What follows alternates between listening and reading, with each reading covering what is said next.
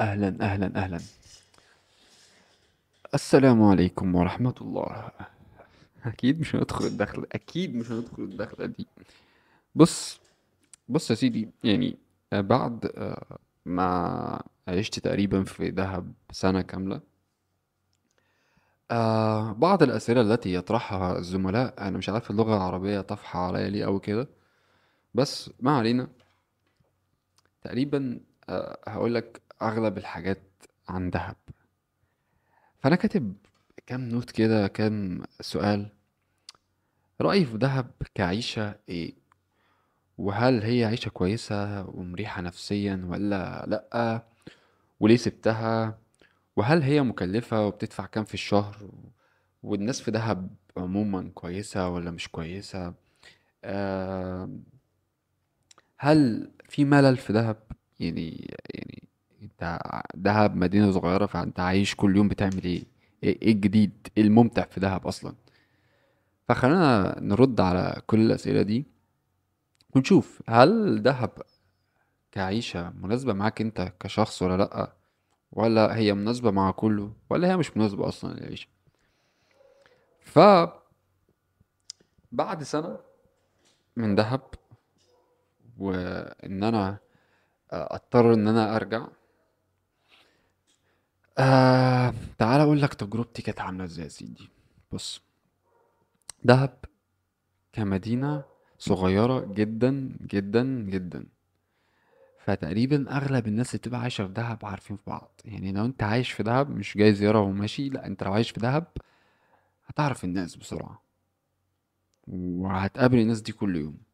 ده دهب صغيرة، بعيد عن الاتساع بتاع دهب بقى والجبال لا، هو في زون صغيرة كده الناس عايشة فيها، منطقة معينة الناس كلها عارفة بعض فيها. دي دهب يا سيدي. أم...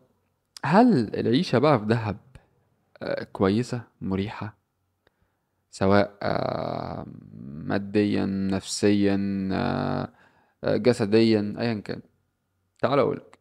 اولا، خلاصة الموضوع، العيشة في دهب مريحة جدا جدا جدا من كل النواحي. ازاي؟ تعالى نتكلم على فيزيكالي. دهب فيها أنشطة تتعمل كل يوم، من ضمنها السنوركلينج، الدايفنج، الفري دايفنج، ان انت تطلع هايكنج، تروح الجبال، تشوف السانسيت، تشوف السان رايز. هتلاقي فيها اكتيفيتيز كتير قوي بتتعمل في دهب. هتتبسط بيها جدا. كل يوم هتنوع براحتك بقى والحاجات دي في الغالب مش مكلفة، في حاجات فور فري ممكن تعملها مع نفسك كتير قوي. ده بالنسبة ان انت تلعب رياضة، ممكن تجري الصبح كل يوم الصبح على البحر. تلعب رياضة في اماكن تلعب فيها رياضة على البحر. تنزل الجيم، في اكتيفيتيز كتير ممكن تعملها. هايكنج، ان انت اللي هو روب كلايمبينج، اللي هو تطلع بالحبل على الجبل والكلام ده كله. ففي اكتيفيتيز كتير. ده بالنسبة للفيزيكالي. طبعا لو هتيجي لحتة بقى المنتلي، نفسيا، هل انت مرتاح في دهب؟ ليه مش تبقى مرتاح في دهب؟ ليه لما تصحى الصبح تلاقي الجو لذيذ، عايش في حياة تقريبا طبيعية كلها؟ تصحى، ممكن تطلع من البيت تلاقي معيز زي ما كان بيحصل معايا، اطلع افتح الباب الاقي معيز واقفة قدام الباب. مش حاجة وحشة، حاجة جميلة جدا جدا. بتبص يمين تلاقي الجبال حواليك، على البحر يمينك. البيوت بيوت مش عالية، ولا عمارات ولا الكلام ده كله. فيه هدوء، مفيش زحمة. فالحاجات دي كلها بتساعد ان المكان يبقى مريح نفسيا. فاول ما بتنغمس فيه تلاقي نفسك هدوء. اه، بنسبة الهدوء يعني طبعا مفيش عربيات كتير، مفيش تيت تيت الدوشة اللي بنسمعها في كل حتة دي، والزحمة، وان انت تروح مشوار من هنا لهنا ساعات. لا، 5 دقايق بالعربية تبقى في اي حتة، 10 دقايق مشي تبقى في كل حتة يعني مفيش احسن من كده. يعني المشوار اللي انت عايز تروحه ممكن تتمشاه كله على البحر، من الاخر. فنفسيا دهب مريحة جدا. طيب، هل العيشة بقى في دهب مكلفة؟ مكلفة دي بالنسبة لمين يعني؟ تختلف للشخص التاني. في شخص بالنسبة له دفع 5000 جنيه دي مكلفة، في شخص 10000 مكلفة، في شخص 20000 مكلفة. أغلب الأجانب بيجوا يعيشوا في مصر طبعا $500، من $500 ل1000 دولار بيكفيهم يبقوا مبسوطين ومروقين على الآخر جدا. تمام. في ناس عادي بتعيش بادجت أقل من كده. يعني انت مثلا ممكن، هو المشكلة في الغالب بتبقى في ان انت تلاقي accommodation او تلاقي سكن يكون سعره كويس. ف let's say minimum هتدفع في السكن 5000 جنيه في أوضة مثلا أو استوديو. ده مينيموم يعني. ده انت لو لقيت حاجة كده يبقى انت زي الفل. 5000 جنيه. وممكن 5000 جنيه تاني يكفوك كأكل وككم خروجة كده بتاع، تظبط أكلك في البيت الكلام ده كله. ف10 آلاف جنيه في دهب يكفوك تعيش عيشة مبسوط ومرتاح فيها. ده في دهب. ده اللي عايز يحافظ على البادجت ويظبط نفسه الكلام ده كله. في ناس بقى 10 والفوق.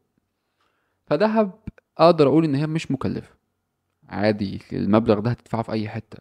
هتدفعه في أي حتة سواء في القاهرة أو أيا كان هتدفع المبلغ ده لو أنت قاعد في سكن إيجار الكلام ده كله. دي التكلفة اللي ممكن تدفعها في الشهر. أغلب الأكتيفيتيز اللي هتعمل هناك لها مثلا في الراوند رينج بتاع 200 جنيه الأكتيفيتي مثلا. فاهمني؟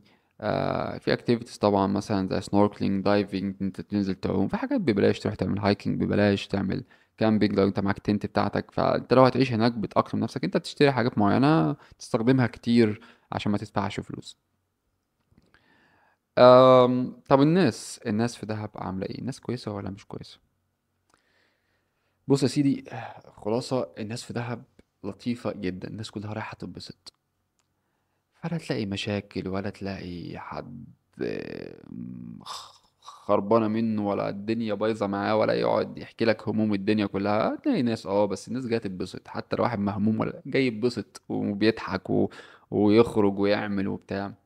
فالناس جاية تتبسط، فالناس دايما مبسوطة، فانت بتشوف ناس مبسوطة فنفسيتك بترتاح. environment بتأثر عليك وش يعني. فالناس لذيذة. طب يا سيدي العرب والبدو اللي هناك، هل دول ناس ايه نظامهم؟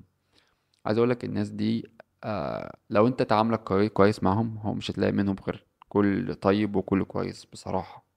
يعني انا مشوفتش حاجة وحشة منهم. فالناس البدو محترمين جدا جدا. آه السؤال التاني بقى، هل انت بعد سنة مليت من دهب؟ وهل دهب ممكن تمل منها؟ يعني احنا بقالنا سنة. يعني دهب زي ما انت بتقول صغيرة واكتيفيتيز، حتى لو كتير سنة انت تعمل كل حاجة. بص يا سيدي، ميزة دهب ان انت حرفيا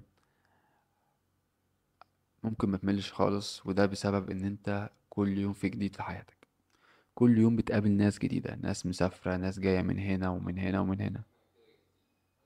انا اتخضيت، يا نهار اسود. انا اتخضيت، اللابتوب ورايا اشتغل لوحده. انا اتخضيت. نأسف على المقاطعة، ولكن آم، اه فممكن تمل. يعني طبيعي الواحد بيمل. لو حتى لو الحاجات اتكررت كتير هتمل. فدهب ميزتها الناس. ناس رايحة ناس جاية، فالاكسبيرينس نفسها حتى لو نفس الحاجة بتتعمل بتتغير وبتحس بيها بطريقة تانية. بتحس ان هي حاجة جديدة أول مرة تعملها. حتى لو هي نفس الحاجة مع ناس مختلفة، فبتتغير خالص الاكسبيرينس. ودي ميزة دهب. فدهب كل يوم ناس بتيجي مسافرة، ناس رايحة. فانت ممكن حرفيا كل يوم تجوين الجروب جديد. فتحس ان هو اكتيفيتيز جديدة اول مرة تعملها.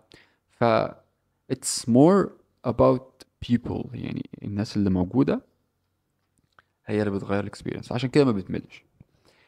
أم...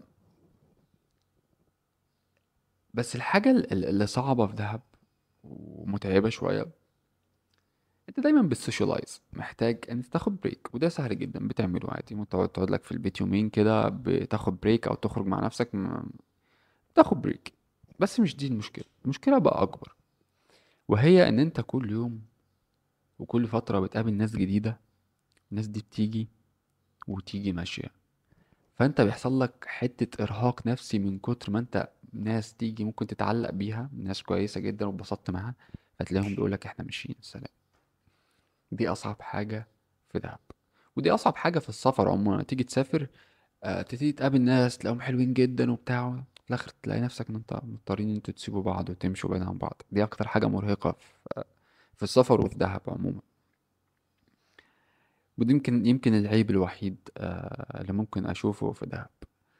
بس كتوتل، دهب آه، كعيشة حلوة جدا. هل انصح ان انت تعيش في دهب؟ لا، الا اذا لو انت عملت كل حاجة في حياتك، لو انت ظبطت شغلك، وصلت الليفل خلاص انه مش هتوصل لأعلى من كده. لأن دهب قوقعة، الناس بتيجي كأنها في تراب، ما صعب انت تخرج منها. فزي ما انت دخلت هتخرج، ده لو عرفت تحافظ على أدائك. فلو انت شخص لسه بيهاف الحياة وعايز ينجح وعايز يعمل شغل وعايز يعمل ده وده وده وده، don't stuck in دهب. عايز تروح كتير روح كتير، بس ما تعيش هناك. اللي انصح بيه اللي يعيش هناك اللي هو شخص خلاص عمل كل حاجة في حياته، وعمل البيزنس وعنده انكم ثابت وعنده حياة كويسة، يروح بقى ايه، يتشيل بقى، يعيش في دهب، يكمل حياته في دهب. في ناس هتشوف عكس اللي انا بقوله ده، ولكن دي وجهة نظري انا كرجب. لان حرفيا انا قعدت سنة في دهب حاسس ان انا ما شبعتش ولسه في حاجات كتير عايز اعملها وعايز اكمل في دهب. ولكن الحياة المهنية بتقف معاك، حياتك المهنية بتقف ما بتتحركش، ومش بتتحفز ان انت مثلا تسافر او تروح تعمل كذا. لا، انت مبسوط كده، انت مستقنيس كده، فمش عايز تتحرك ولا تعمل اي حاجة جديدة. دي مشكلة ده. فده قرارك انت، تعيش في دهب وتستقنيس وخلاص، تثبت في حياتك المهنية وحياتك تستقر على كده. زي ما انت الوضع ده بعد 20 سنة تبقى زي ما انت موافق على كده، روح عيش في دهب. عايز تكبر بقى وتشتغل وانسؤن والكلام ده كله، لا، مش هتيجي معاك.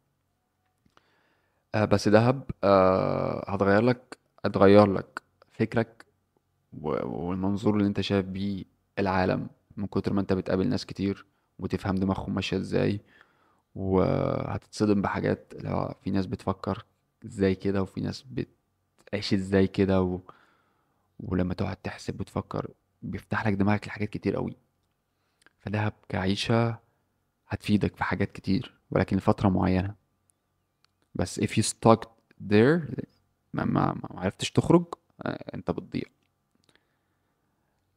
فأنصح طبعا أي حد إن هو ياخد فترته في دهب، ولكن يخلي باله إن هو ما يقعش في القوقعة والدوامة دي وما يخرجش منها.